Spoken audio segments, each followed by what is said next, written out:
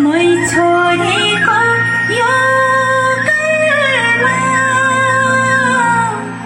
हुर्के आमा बाबैको घरमा हा हा हा हा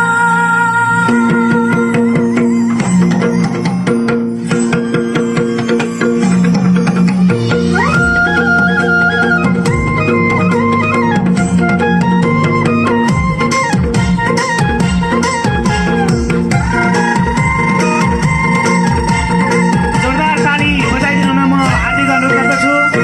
सम्पूर्ण महानुभावजीहरू।